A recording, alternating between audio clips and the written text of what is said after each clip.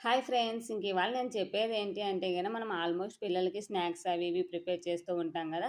అంటే స్కూల్‌కి స్నాక్స్ పంపిస్తూ ఉంటాం కదా! అవేదో బయట తెచ్చే బదులు ఇలా ఇంట్లోనే ప్రిపేర్ చేసుకుంటే చాలా ఈజీగా చేసుకోవచ్చు అనేది నా ఉద్దేశ్యం ఫ్రెండ్స్. బయట కొనేటి టేస్ట్‌గా ఉంటాయి కదా! ఇంట్లో చేసే అంత టేస్ట్ రాదు. ప్లస్ మాకు వస్తాయో రావో అని డౌట్ కూడా ఉండొచ్చు.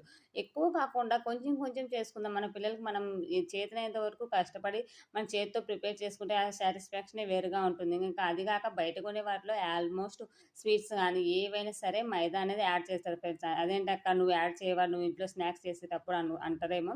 బట్ నేను గూడా యాడ్ చేస్తాను. ఏంటి అంటే ఎక్కువ చేయం గదా! కొంచెమే చేస్తాం. ఆ మైదా ప్లేస్‌లో బియ్యం పిండో, గోధుమ పిండో ఇలా రీప్లేస్ చేసుకుంటాం గదా! మనమైతే గిన.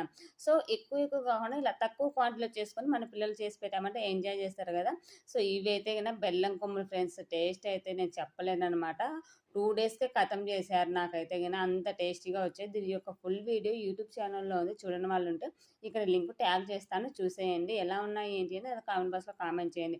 అలాగే మీరు ట్రై చేయండి. మీ పిల్లలకు నచ్చిందా లేదా అనేది కూడా షేర్ చేసుకోండి. ఈ వీడియో నచ్చినట్లయితే లైక్ చేయండి.